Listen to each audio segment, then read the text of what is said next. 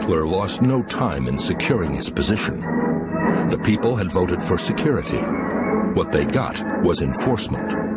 Hitler's ambitions demanded absolute power, but this was not yet within his grasp. To achieve it, he had to suppress a still active opposition.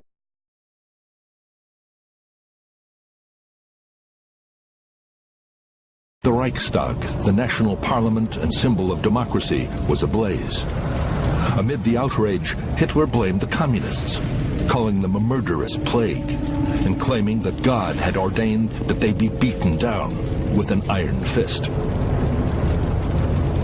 Many have suggested that it was the SA, in a plan inspired by Hitler himself, who were the real instigators of the fire. Whatever the truth of it, this emotive event was very opportune for Hitler. It enabled him to demand a state of emergency, declared next day by the ailing German president Paul von Hindenburg. Civil rights were suspended, and the German people lost their last protection. It had taken only weeks for Hitler to achieve the crucial move that was to make the Gestapo possible. Anyone could be arrested at any time and held indefinitely. The SA had played a pivotal role, but it was too blunt an instrument for what Hitler now had in mind. He needed something much more refined, and within the coming months, he would find the way to create it.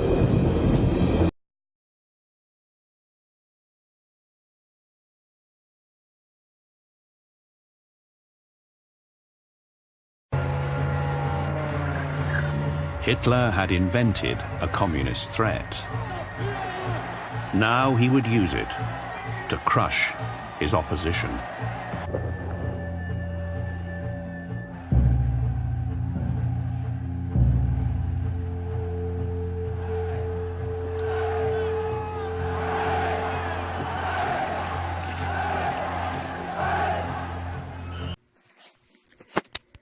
President Obama signed an executive order that could potentially give him the power to institute martial law in the United States in times of peace or during a national threat. The National Defense Resource Preparedness Executive Order will give Obama power over resources and services needed to support such plans and programs. Many Americans were shocked to find out that this order gives the president practically unlimited power over U.S. citizens and their property, all in the name of national security, of course. To the state of California, where Governor Jerry Brown is picking a fight with the federal government. Signed into law legislation that forbids his state from complying with any new federal indefinite detention laws. Section 1021 of the 2012 National Defense Authorization Act granted new powers to the military to indefinitely detain individuals who are suspected of being enemy combatants. The law, Assembly Bill 351, passed in California, specifically prohibits an agency in the state of California from knowingly aiding an agency of the armed forces of the United States in any investigation, prosecution, or detention of a person within California. To start with, far from there being a Gestapo officer on every street corner, there were only 28 secret police officials for the entire Würzburg region of nearly 1 million people. I think the Gestapo could not have operated without the cooperation of the citizens of Germany. By that I mean it would really have been structurally impossible for them to do so. There were simply not enough Gestapo officials to go around. Somewhere between 80 and 90% of the crimes that were reported to the Gestapo came from ordinary citizens.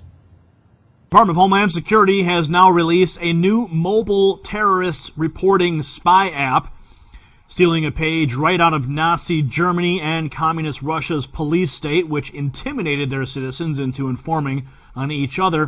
The Department of Homeland Security law enforcement have now created an Everyone's a Terrorist app, calling it the See Something, Send Something app. 72 Department of Homeland Security employees are on the terrorist watch list. This coming from Senator Stephen Lynch out of Massachusetts. At least 72 employees at the Department of Homeland Security are listed on the U.S. terror watch list. Back in August, we did an investigation, the Inspector General did, of the Department of Homeland Security, and they had 72 individuals that were on the terrorist watch list actually working for the department. Can you believe this? October 2nd, 2014.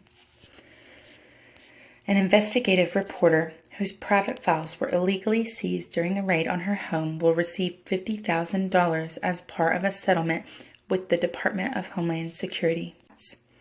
While inside Hudson's house, a U.S. Coast Guard agent confiscated documents that had contained confidential notes, draft articles, and other news-gathering materials that Hudson never intended for anyone else to see. The documents included the identities of whistleblowers at the Department of Homeland Security. The Coast Guard is part of Homeland Security.